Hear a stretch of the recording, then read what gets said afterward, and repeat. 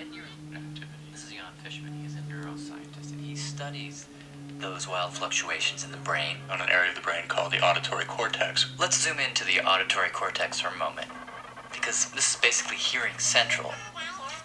And when you're listening to music, there are all kinds of neurons doing all kinds of things. One gang in particular that Jan is interested in. That's right. A gang that he suspects gets very agitated when it hears sounds like these.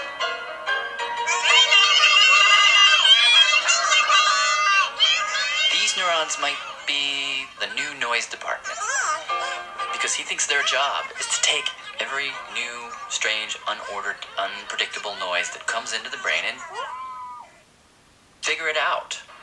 Find the pattern. There are groups of neurons whose sole job it is, This is how Jonah puts it, to turn that dissonant note, dissect it, take it apart, and try to understand it. We are pattern-searching animals. and this is how Jan Fishman puts it. And so at the level of the auditory cortex, the brain has this daunting task of having to be able to disentangle this complex mixture of sounds. Most of the time, those neurons in the auditory cortex succeed in finding the pattern.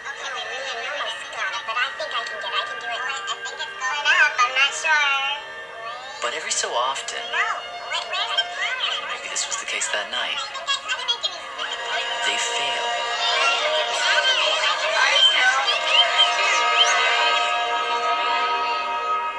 Okay, so Robert, imagine inside the brains, inside the heads of the people in the audience listening to The Rite of Spring that night, were all of these neurons Yeah, I can hear them. trying to make sense of the new sounds and failing.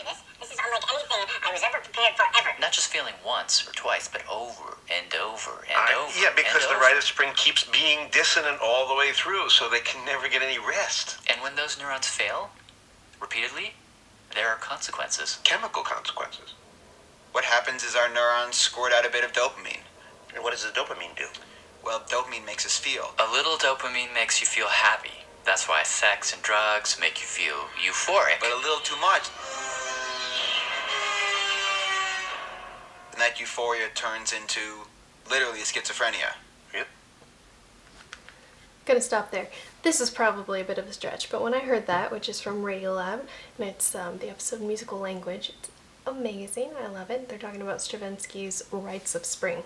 And the first time people heard that, they rioted. May or may have not heard that story before. And then a year later, they did it again, and they performed it again, and he was reportedly carried out on people's shoulders, which is amazing. But I wondered, there have been many times that I have listened to something for the first time and not enjoyed it at all, or we're stretching it even further. Let's take Doctor Who, for example. The first time I watched Doctor Who, I did not like it. I thought it was weird. There was too much suspension of belief required, and I was like, the aliens look weird and stupid, and no thanks. Not for me. And I watched it again, and I'm like, no, still not for me. And then the third time I watched it, somehow everything aligned, and I was like, actually, this isn't so bad. And that's happened so many times with music. First time I've heard it, haven't been hooked, haven't really thought it was anything all that special. And then sometimes the second time I hear it years later, I'm like, whoa, I love this. And I wonder, I have no scientific evidence to support this, but I wonder if part of that is because my brain heard it that one time and it created a space for it and I didn't like it then, and then I heard it later and my brain was like, oh, actually I recognize that. I like something about that. I remember something about that. I don't know, is that too much of a stretch? Sciencey people, is that too much of a stretch? You guys are having a good night. Talk to you tomorrow.